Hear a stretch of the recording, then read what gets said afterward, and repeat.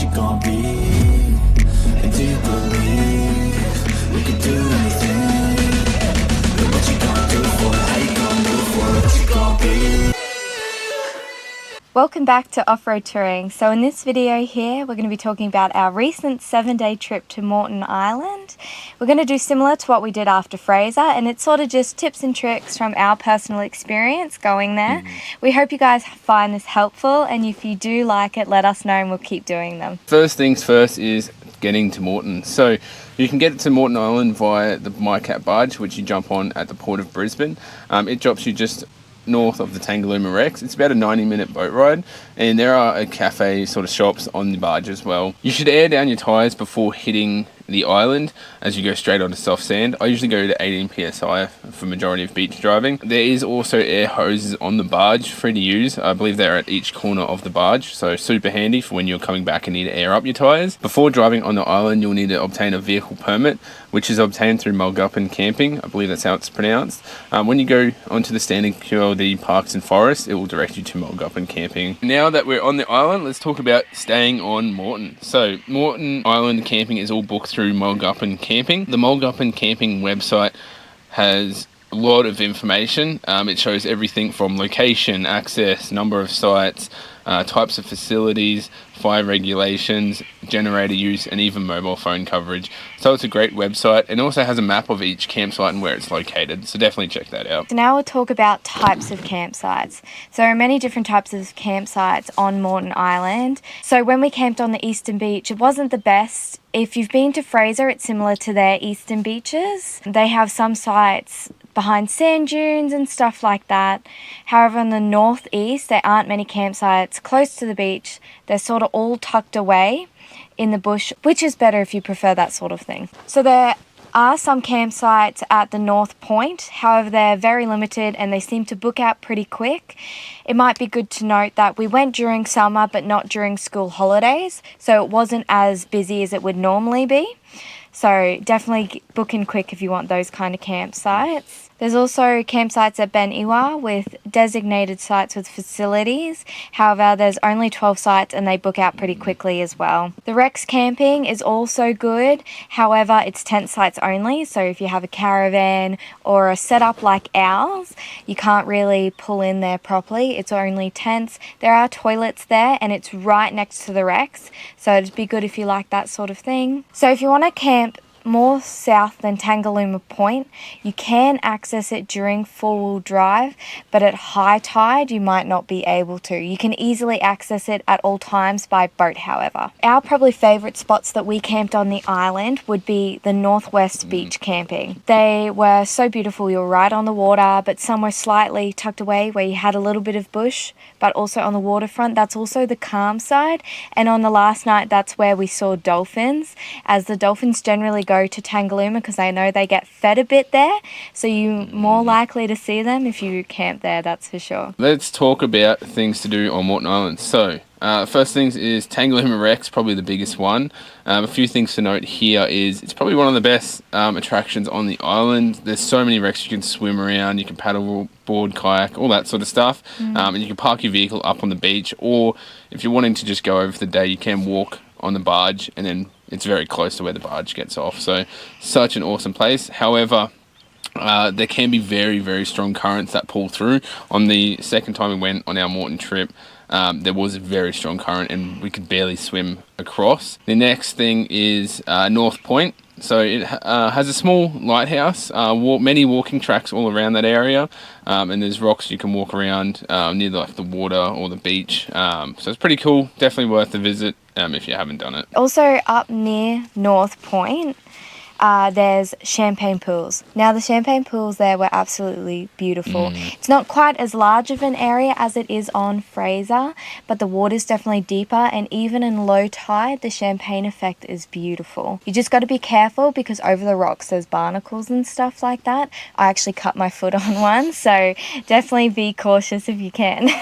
There's also near North Point as well, Honeymoon Bay. When we went, we were the only ones there and it was just stunning.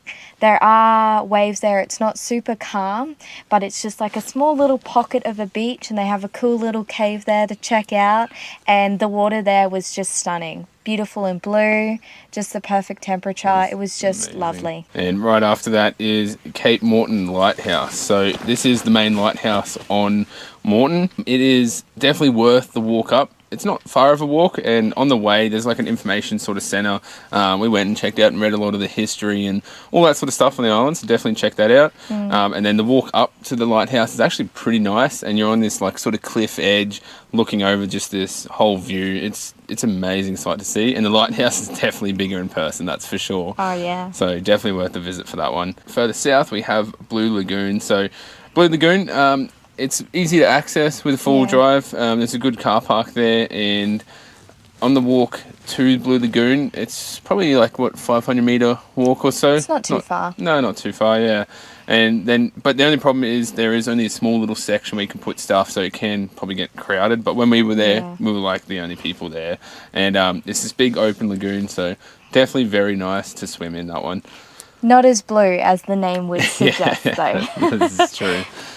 Right after Blue Lagoon, a little bit further south, we have Mount Tempest. So this one here is accessed from a road off of the main inland kind of track from east to west. And when you park at the bottom, you got a fair bit of a walk uphill. It's all uphill. We were tired walking up that one. Definitely. But yeah, man, it is worth the views up there. It is crazy 360 views. Sending the Yeah. drone up there is it's just awesome. Like, I think it's the highest point up on Morton. But yeah, definitely worth the trek up that hill. Now there's Rouse Battery, which is an old bunker.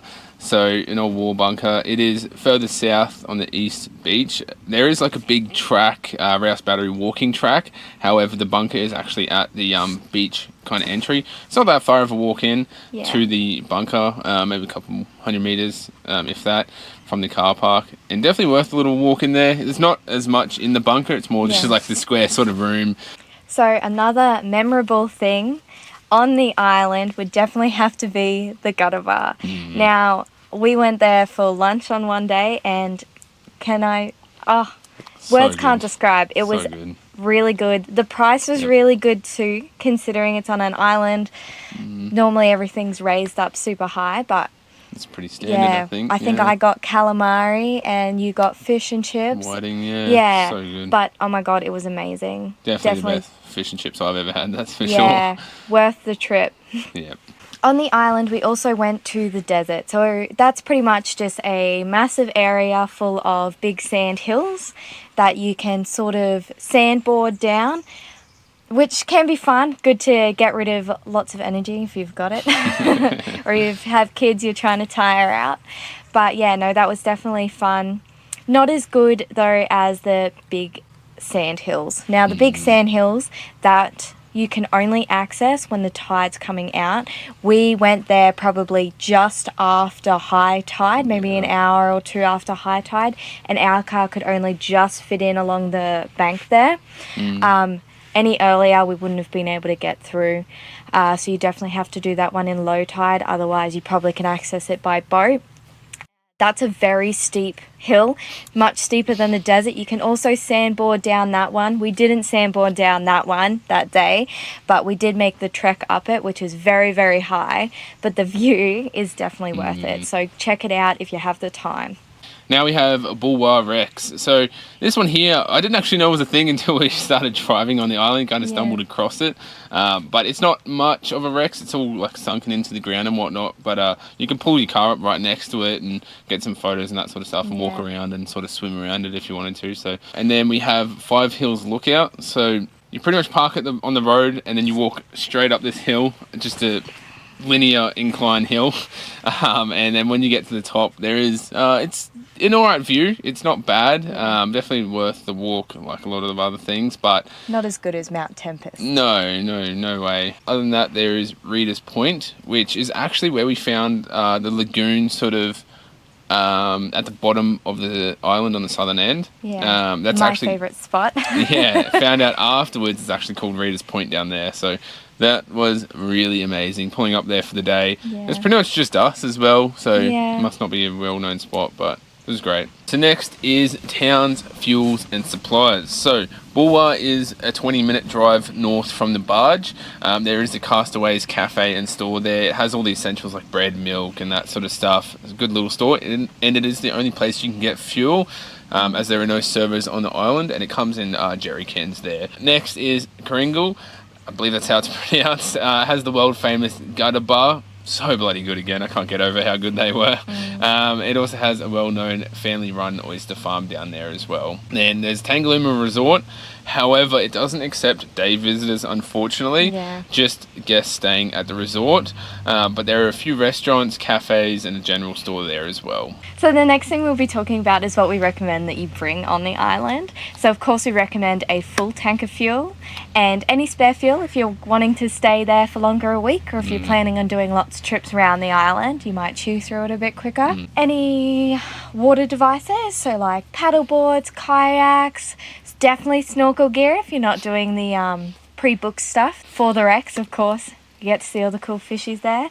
Any boogie boards or sandboarding boards for the desert or for the big sand hills. You can also bring like jet skis and boats on the island to access some of those points that you can't during high tide, or for around the wrecks or other points on the island. Definitely something I want to bring. Yeah, we need to get a jet ski eventually. Morton would be so nice for that, so definitely recommend. Would it be beautiful? Bring plenty of water, bring firewood, because you're allowed fires on the island, and definitely handy to keep you warm at night. Also keeps the mozzies and that sort of stuff, because there were a lot of mozzies, especially on the west side. Yeah, I think, not as bad as Fraser, but there were still some, so do bring some bug spray, that sort of thing, to be on the safe side as well. And then just your usual sun safety things like hats, sunnies, sunscreen. Now let's talk about costs, something we all want to know when we go somewhere on a camping trip. So first off is the barge. Barge prices depending on the day and time you actually book, and it always changes. For us it was $292.23. That was a full return trip for one full drive of our size. And next is a vehicle permit. So through Mulguppin Camping, there is a 1 month for $57.80 or 1 year for $291. Camping is all booked through Mulguppin Camping as well, and that is $7.25 per person per night. If you somehow run out of fuel, you can only get it at Bulwa as mentioned, and it comes in 20-litre jerry cans, usually around $60 from what we've seen. So the next topic will be Moreton's wildlife. So Moreton Island is home to much wildlife. There's hundreds of different species of fish, turtles, stingrays, sharks, and various marine wildlife. There's also land animals, of course. So they've got birds, snakes, lizards, lots of small kinds of things. There's also some domesticated dogs on the island. When swimming around the wrecks, you'll see hundreds or thousands of fishes, turtles if you're lucky. You get to feed the dolphins if you're at the resort. It comes with some of the rooms, but you can pay for it otherwise. Or if you're lucky enough, on the west side, sometimes you'll see dolphins passing Swimming. By and bay that they kind of go up and through. There's heaps of fish along there as well. So. Yeah, we were lucky enough to see many dolphins.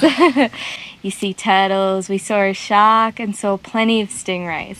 Some things to note, I guess, is the wrecks were always busy. We kind of, because we like staying away from the crowds, we did have park a little bit over further to the sides. And there is always a tourist bus that parks up in the middle with heaps of tourists. We did go outside of school holidays, however, it was still summer. All the other attractions, we always got to park, and it was always fine. Pretty quiet. Yeah, the most probably second busiest thing was Champagne Pools. There was a few people pulled up there, but it's such a big area that it doesn't matter. So that brings us to the end of this video. We hope you guys liked it, and if you have any questions or inquiries, please reach out to us on any of our socials. We're more than happy to answer your questions. And if you like this kind of video, please comment down below and we'll keep making them. And if you haven't already, jump over and see our vlog sort of video of the Moreton trip. It was one hell of a trip, and I'm sure if you watch it, you'll want to definitely go to Moreton. Anyways, like and subscribe, and we'll catch you in the next off-road touring adventure.